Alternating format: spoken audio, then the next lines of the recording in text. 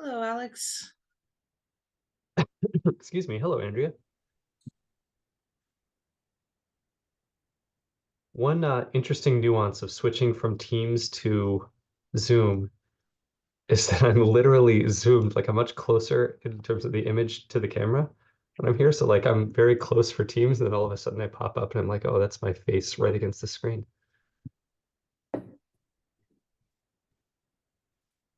Nobody wants that. Hey Hello, everyone. Kelly. Hey. I'm in the middle of a move, so I'm like every new thing that service that I use, I'm like, oh my God, hurry up and blur the background. It's a mess. What is your date to be out of the house? Friday. We're moving on Friday. Wow. Are you going to take Friday off? Yeah. Great. Um, all right. Hey, everybody. Hey, Ryan.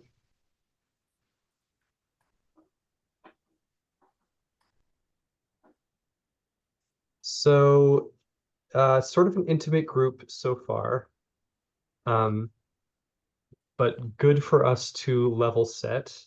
We've made some great progress on this work stream and on this overall effort over the past month. I think that we are well on our way to meeting our goals for the fall that we laid out when we had a chance, a group of us, to meet in person at the OCP Regional Summit in April.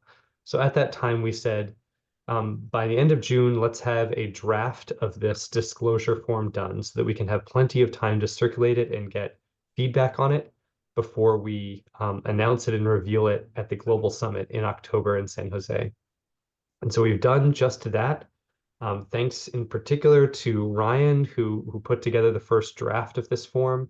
And then we've each sort of gone back to our own organizations and solicited feedback on it from those who would in real life be answering the mail here and be tasked with filling it out. And Ryan raised something in a smaller team meeting that I think is helpful for us in framing this. So we've been calling it a disclosure form and talking about how we want to standardize this form, and that's true. We do want to standardize the questions that are being asked. But Ryan suggested that we call it a questionnaire, which I think is helpful in framing how we're going to use it and the value of it. So we want to move toward a standardized set of data in the future. That's sort of our end of the rainbow goal. And what's going to help us get there is building as big a data set as quickly as we can as possible. So we want to recruit suppliers to take part in this process. We want to entice them to fill this out. And then we want to take that data set and see what lessons we can learn from it. So if we think of this as a questionnaire, what we're doing is surveying the universe of data center suppliers, and this will allow us to know where are they in terms of their maturity level, what methods are they selecting, um, and what's the quality of the data that we're getting back, um, what does the data for one particular product category look like, one to another. There are all kinds of interesting questions we can ask and answer with this data if we're able to build up that data set. So as we've been saying all along, transparency first, and I think, my personal opinion, thinking about this as a questionnaire rather than just a form helps to sort of contextualize the fact that what we're doing is information gathering, not just the embodied carbon number, so that we can plug that into software, but learning all kinds of things about where suppliers are and how they're developing these numbers. Anything to add on that from other chairs of this group or anyone else? Then I think the next agenda item here is to take a look at this form/questionnaire. We can share it with the folks on the call who have not seen it yet, and then talk about our plan for soliciting more feedback. So for that, I will turn it over to Ryan. Yep. So this is the big reveal. Sorry, I'm a little embarrassed. I can't figure out how to share my screen on Zoom. I'm not super familiar with Zoom. At least I'm seeing at the bottom a share screen button. It's Oh yeah, there the it green with is. the up arrow. The really big button that's green. Okay. Are you able to see it now? Yes. All right, I'll zoom in a little bit. The first thing I want to point out here is, yes, I did put this all together in the form, but it's really, this was really the result of this team, all the work that led up to the regional summit in Lisbon and getting all of those people together in one room. This is just the result of all the notes that we had taken, everything we had jotted down, and this is basically the form we came up with. So this is our first attempt at putting all of this down on paper. So the way we have this set up is there's two sections. The first is the form or the questionnaire, and then the second section is more of a feedback form for our team to understand how people are feeling about it, their experience with it, and anything that they can add so that we can make improvements to it. The first section here is just an introduction to the OCP workstream that we're working on and the problem we're trying to solve. It requests an email. And if I could, please, at any point, raise your hand, chime in if you have any comments as we're going through this. So we're requesting for the company name, the part number we are describing, the product description, and then the most important number we're looking for is the embodied carbon. We're provided a little bit more detail here as far as exactly what we're looking for. It's important to point out this is only A1 through A3. We're not looking at operational carbon or recycling. We're really focused on the upstream. We go into product category, and then we get to measurement methodology. I think we're going to get a lot of conversation around this particular one.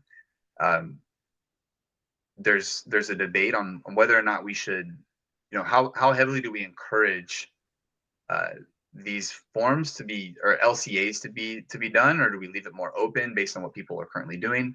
So if you think of this as a questionnaire, I think this is where it's important to think we're really just getting a survey of the land and understanding where people are today. In the long run, we may want to influence people to go one way or the other.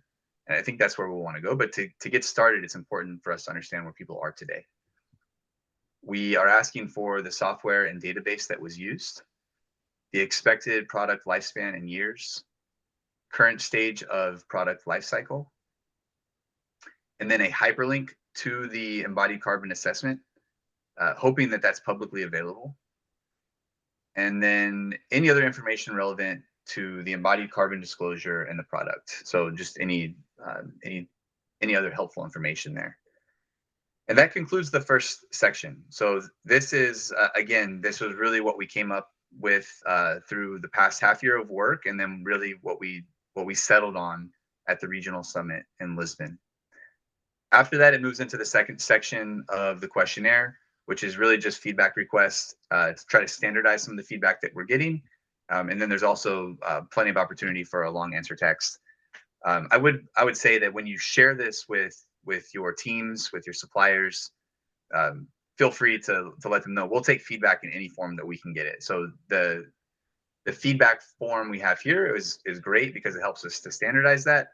But any way it comes, I think we'll be happy to take it and make sure we incorporate that. And then Alex, I think you wanted to talk sort of about the roadmap between now and global. And I think where we're at right now, in the previous call, Alex, we had talked about maybe circulating this out in the OCP community, trying to get the feedback by the end of August. That would give us about 6 weeks to take all of the feedback, make the refinements, and make sure when we show up at the Global Summit, we have something that is in a really good state to share out with the entire community as the result of our workstream. And actually, Kelly, do you want to talk real quick? I know with the disclosure form / questionnaire, we also want to release a white paper. Do you want to make a quick note on that? Yeah, so the white paper is just, again, to provide a bit more context of how we came to this design, the purpose of the design, and what the hopeful outcome of it is. So it'll be helpful to have all of your feedback on that as well prior to publication. I see Shruti has a question. Yes. Oh, I was actually going to say, can you scroll up on the phone? Whoever was sharing. Yeah, that was me, Shruti. Sorry, I'm pulling it back up. And what I'll do is I'm going to share the link in the comment thread here, so that everyone has access to that and it can start to be shared. Okay, maybe I can. Okay, yeah. So more of I guess, documentation kind of comment. Probably because a lot of folks who are getting into sustainability and looking at carbon numbers are like new at it. Maybe we want to actually explain where we use terms like A1 to A3 or EIO, etc. Maybe we want to put like a short description somewhere, or like a section here where such terms are explained. Does that make sense? Yeah, so is that the white paper that's going to accompany this? Is that going to provide that sort of detail as well, Kelly, or is that something we should do separately? I think it I can. understand that part. Sorry, go ahead, Shruti. Yeah, I understand that white paper will probably provide the actual full explanation. But I was wondering, for somebody who's reading this form, there can be like a one-liner sort of saying that A1 to A3, these are phases. EIO is, this method, just in like a one-liner somewhere on the form for them to have a quick reference. I think it's great feedback and definitely something we can easily incorporate into this form. And I have one other question. So where you folks are asking about software and databases used. So because there could be, databases used for a number of things, either, maybe they are using diarrhea, and diarrhea is a lookup from a database. Of course, there is some database to actually have, the conversion to carbon from maybe kg of material. So there could be a number of databases used. Are we providing them like any kind of direction on what is this software or database we are talking about, or are we expecting that they'll sort of try to list everything? You see where I'm going with it? We want to describe that question more. I think it's probably helpful if we can give examples here. I don't know that we can give an exhaustive list of every software, life cycle assessment software and emissions factor database, but Shruti, do you know if that would be an incredibly long list, or do you think that having some examples would be sufficient? Yeah, no, I agree with you. An exhaustive list is going to be hard, but probably examples will describe the question more. So probably examples can do the job of describing it. Yeah, like when you say software parentheses, semi-pro, EIME, etc. And then Yeah, or we could even, the way we have like LCA, TM65, EIO listed out, and then we have other. We could try to come up with like the top 3, and then have other, and and again, through this questionnaire, we should get a lot of feedback on if there's other tools that are commonly being used amongst our suppliers. Right. Yeah. But I think reformatting it to have the primary tools on the list, and then and maybe the same way we have measurement methodology. I think that would work out well. But Shruti, those are both great points, and I think something we can add into this form. Awesome. And this is the sort of feedback we're hoping to get. I think we, as a co-leads team, we know as soon as this gets out to the community, there's going to be a lot of feedback that's going to come our way, and that's what we're hoping for. So hopefully everyone is actively participating and sharing their thoughts.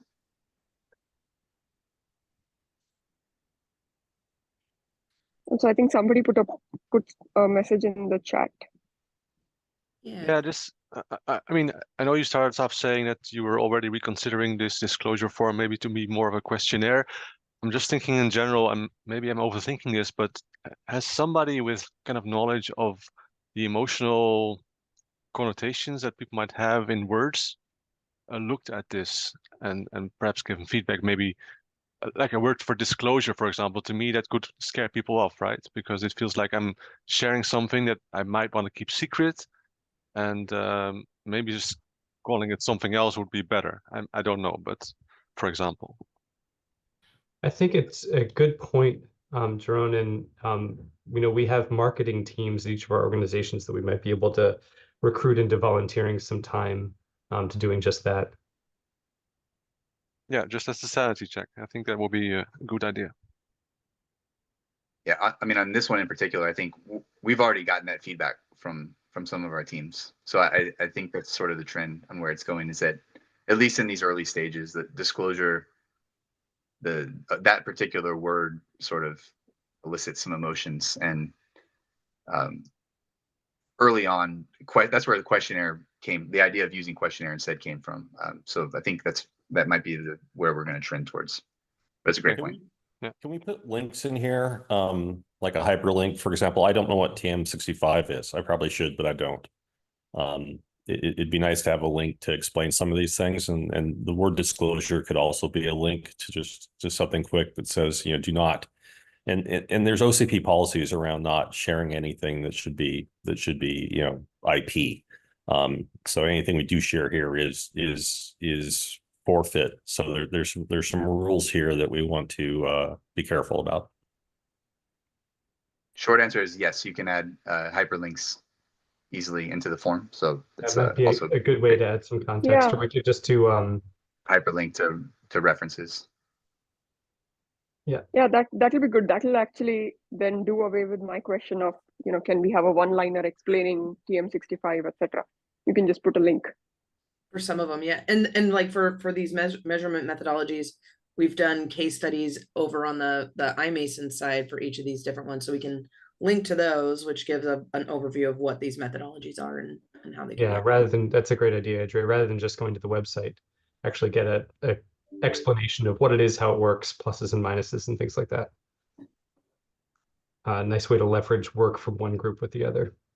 And then Chris, it's a good call out. Sorry, it's a good call out regarding I guess I'll use this emotionally sensitive word, disclosing information, but we can point to the OCP policies as a link so that people understand the conditions in which they're sharing the information.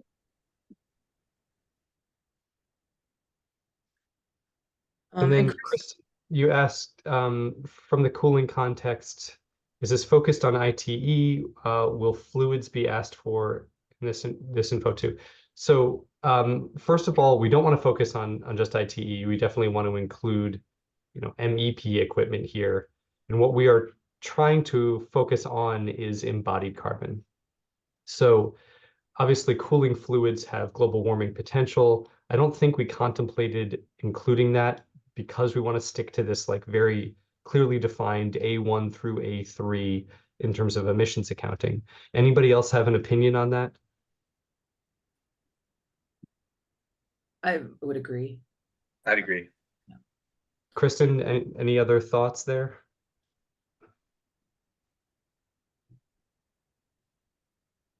So there are other aspects of environmental impact, of course, associated with all the products that will be subject to this questionnaire. We want to stick to embodied carbon if we can.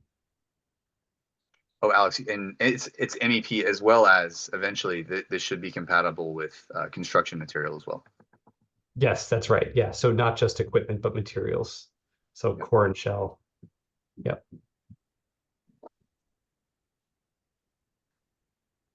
So maybe just to, I guess, review the summary and the call to action here is, I guess I'm going to drop the link in here in the chat group, and feel free to take a look, share it with your teams, share it with any close suppliers you feel like they could provide some input and some good feedback. Present it as a draft. Like this is definitely our first draft. It's the first time we're sharing it. We know we'll get a lot of maybe contradictory opinions or whatever it is, but we'll take it all. And anything that's going to help us as a team come together and refine it, so we have a really solid product to share at Global. It's going to be really great. And again, I think the end of August is a really good, I think it's just 2 months, and that'll give us some time to clean it up before we go to San Jose. The other aspect of this, and we haven't talked about this much, but just to plant a seed, is we should try to come in October with as many commitments as we can from suppliers who say, yes, we're going to sign up and we'll use this when we're responding to RFPs, and from data center owners, operators saying that, yeah, we're going to be asking suppliers from this. So think about your own context, your own organization, and whether you might be able to generate that kind of commitment between now and October. Alex, question. Obviously, we can share the link. It's easy with this particular group. Do we want to send out maybe a larger communication through to OCP, basically requesting the same sort of feedback and timeline? Yeah, so there's two options there. One is that we have the big list of people who attended our kickoff, which I can't even remember the number, but it was huge. So I think sending it to all those folks is a good idea, because that's at least a group of people who expressed interest in it. And then we also have the OCP sustainability community, and we'll absolutely share it with them. Okay, yeah, I think we should do that. And maybe we do need to make note, we are keeping access to the document restricted. So there will be a second step. You have to request access, but that's going to help us understand who's actually taking a look at it. So it'll be good data for us as well. So it might be a little slower to open it up for everybody, but it'll be helpful information for the team. So for the list of folks who had attended the kickoff, why don't we just give them access, considering that they obviously had some interest in providing this, right? Mostly because, sorry, go ahead. No, you go ahead, Shruti. No, I was just saying mostly because, sometimes if there is a second step, then people just don't end up coming back to this, this item later on. They get busy with other stuff. So you might lose folks who are going to give feedback.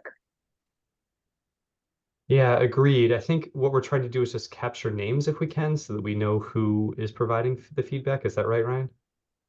Well, I think it was Don't just you have generally an to email? understand who's taking a look at it. Yeah, Shruti, it's a good point. I can see somebody's waiting for me for 12 hours to give them permission. By the time they get it, they'll have moved on. So yeah, maybe we should think twice about that, Alex. I think beyond that group, yeah, that would be based on they'd have to request permission, and then as you know, I'll share it as quick as I can. But yeah, maybe if we can get I'll go back to that initial email with the invitee list, and I think that's a really good point, Shruti, because I think we'll risk getting less feedback by not opening it up to that particular group. We know that they're interested, so let's go ahead and share it with them. And then if it goes beyond that, they'll just be on a request basis. Mm-hmm. Sounds good to me. Thank you.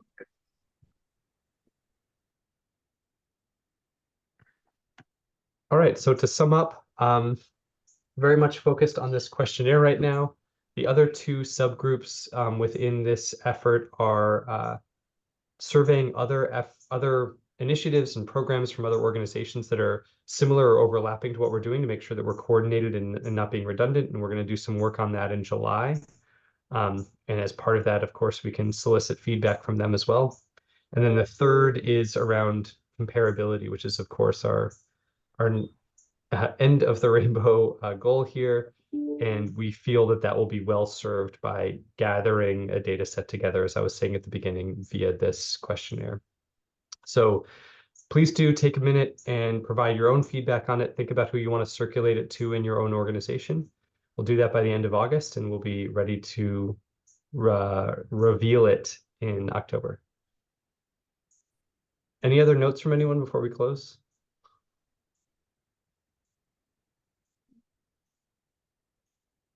All right. Thanks, Ryan. Thanks, everyone. Talk soon. Thanks, everyone. Bye, everyone.